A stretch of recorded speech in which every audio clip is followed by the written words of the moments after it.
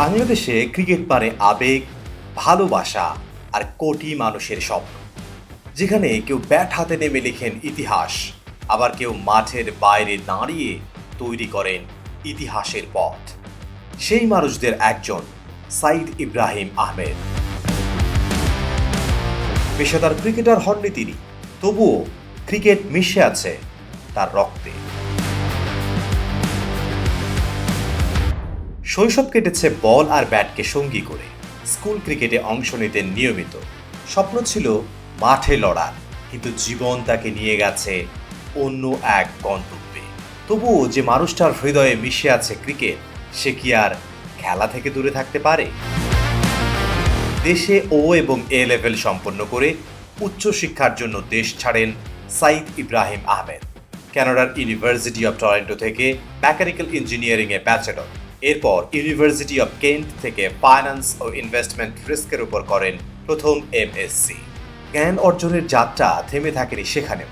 Imperial college London থেকে একটি masters degree অর্জন করে নিজেকে গড়ে তোলেন একজন আন্তর্জাতিক মানের ইনভেস্টমেন্ট বিশেষজ্ঞ হিসেবে।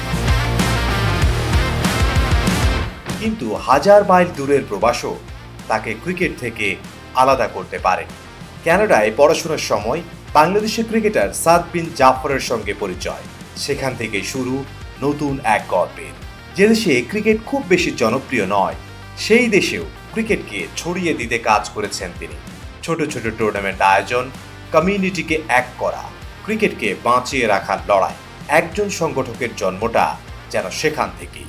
গ্র্যাজুয়েশন শেষে কাজ করেছেন কানাডা ভিত্তিক ফাইন্যান্স প্রতিষ্ঠানে ইনভেস্টমেন্ট অ্যাডভাইজার হিসেবে। দেশে ফিরে যুক্ত হয়েছেন বিভিন্ন ইনভেস্টমেন্ট অ্যাডভাইজারি প্রতিষ্ঠানের সঙ্গে। 2019 সাল থেকে আমেরিকান ইন্টারন্যাশনাল ইউনিভার্সিটি বাংলাদেশে অ্যাসিস্ট্যান্ট প্রফেসর হিসেবে জ্ঞান দিচ্ছেন নতুন প্রজন্মকে। কিন্তু শুধু শিক্ষা নয়, দেশের উন্নয়নেও রেখে আসছেন অবদান। পুঁজিবাজার ও বিদেশি বিনিয়োগ নিয়ে কাজ করার সুবাদে দেশের জন্য মাল্টি মিলিয়ন ডলারের ইনভেস্টমেন্ট এনেছেন। এরই মধ্যে বিদেশি বিনিয়োগ নিয়ে কাজ করার সুবাদে দেশের ক্রিকেট কাঠামোকে সমৃদ্ধ করতে অর্থ আনছেন সংযুক্ত আরব আমিরাত থেকে। ক্রিকেটের প্রতি ভালোবাসা তাকে আবার ফিরিয়ে আনে মাঠে। 2019 সালে দেশে ফিরে তৃণমূল ক্রিকেটের সঙ্গে নিয়মিত সম্পৃক্ত হন। ক্লাব ক্রিকেটের খোঁজ খবর রাখা, খেলোয়াড়দের পাশে দাঁড়ানো, সংগঠক হিসেবে কাজ করা, সবকিছুতেই ছিল তার নিবেদন। 2024 সালে ফেয়ার ফাইটার্স ক্রিকেট ক্লাব থেকে বিসিবি কাউন্সিলর নির্বাচিত হন।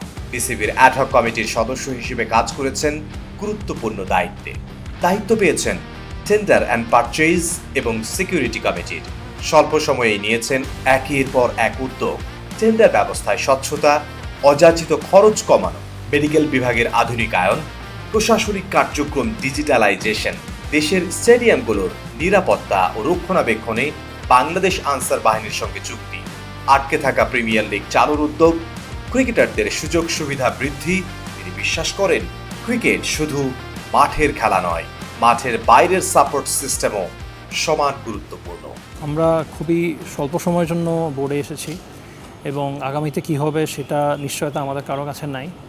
আমাদের মধ্যে থেকে কয়েকজন যারা সংগঠক হিসাবে আছে, আমরা কাউন্সিলর হিসাবে আমরা নির্বাচনে অংশগ্রহণ করছি, আবার অনেকে করছে না। কিন্তু সবারই একটা কমন স্বার্থ ছিল বাংলাদেশের ক্রিকেটকে উন্নয়ন করা। এই জন্য যে পদক্ষেপগুলো আমরা অলরেডি নিয়ে গিয়েছি, যেমন প্লেয়ারদের বাস বা তাদের স্যালারি বৃদ্ধি করা, তাছাড়াও কিছু গুরুত্বপূর্ণ কিছু জিনিস আমরা বিগত কয়েকদিনে চালু করে গিয়েছি। যেমন লিগগুলো বন্ধ ছিল, ঢাকা প্রিমিয়ার লিগ স্পেশালি। এটা খুবই বড় একটা আমাদের যে আন্তর্জাতিক মানের যে প্লেয়ারগুলো ক্রিয়েট হয় সেটার জন্য কিন্তু ইটস আ হিউজ পাইপলাইন। তো যদি লিগগুলো বন্ধ থাকে, তাদের রুটি রুজিরও একটা ব্যাপার আছে, প্লাস আমাদের যে ট্যালেন্ট পাইপলাইন যেটা, তাদেরও একটা ব্যাপার আছে। তো আমরা বিভিন্ন স্টেক হোল্ডার যারা আছে, সিসিডিএমের সদস্য বলেন, ক্লাবের যারা সদস্য, তাদের সাথে আমরা নিয়মিত বৈঠক করেছি। বিভিন্ন স্টেক হোল্ডারদেরকে আমরা এনগেজ করার চেষ্টা করেছি। ঠিক আছে, আমরা আমাদের পক্ষ থেকে সর্বোচ্চ যতটুকু করার আমরা চেষ্টা করেছি যাতে ক্রিকেটটা মাঠে গড়ায়। তাঁর স্বপ্ন বাংলাদেশ ক্রিকেটকে বিশ্বমঞ্চে আরও শক্তিশালী জায়গায় নিয়ে যাওয়া। তাঁর স্বপ্ন বাংলাদেশের ক্রিকেটে আন্তর্জাতিক বিনিয়োগ, আধুনিক অবকাঠামো, আর পেশাদার ব্যবস্থাপনা। তাঁর স্বপ্ন টাইগারদের প্রতিটি ফরম্যাটে বিশ্ব ক্রিকেটের পরাশক্তি হিসেবে দেখা। ক্রিকেট তাকে দিয়েছে পরিচয়, আর তিনি চান ক্রিকেটকে দিতে নিজের অভিজ্ঞতা, দক্ষতা আর স্বপ্ন।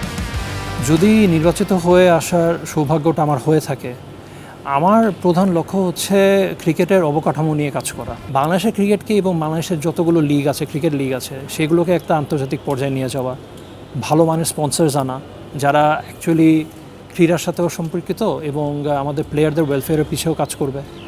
এবং ধরেন আমি ব্যক্তিগতভাবে একটা উদ্যোগ নেওয়ার চিন্তা করেছি যে পূর্বাচল স্টেডিয়াম বা অন্যান্য যে স্টেডিয়ামগুলো এখনও সেভাবে কাজ শুরু হয়নি, সেগুলোকে আমরা কিভাবে আন্তর্জাতিক যে বিনিয়োগকারীরা আছে তারা কিভাবে এখানে পার্টিসিপেট করে জিনিসটাকে একটু বিশ্বমানের করতে পারে। I am a more infrastructure and finance professional, তো ওটাই আমার স্ট্রেংথ। একজন সংগঠক হিসাবে যেহেতু আমি আগে কাজ করে এসেছি, আমার কিছুটা অভিজ্ঞতা আছে সেই ক্ষেত্রে, কিন্তু আমার প্রধান লক্ষ্য বা আমার যে মেইন এক্সপার্টিস সেটা হচ্ছে ব্যবসায়িক সাইডটা দেখা। ক্লাব ক্যাটাগরি থেকে নিজেই একজন কাউন্সিলর, আমারও যদি সুযোগ থাকে বাংলাদেশ ক্রিকেটের প্রতি কন্ট্রিবিউট করার, আমি অবশ্যই যারা ক্লাবে কাউন্সিলর আছে বা ভোটার আছে তাদের কাছে আবেদন করব যে আমাকেও যেন সুযোগটা দেওয়া হোক, যেন বাংলাদেশ ক্রিকেটের প্রতি আমি কিছু একটা করে যেতে পারি। আসন্ন বিসিবি নির্বাচনে ক্যাটাগরি 2 থেকে কাউন্সিলরদের ভোট প্রত্যাশী সাইদ ইব্রাহিম আহমেদ।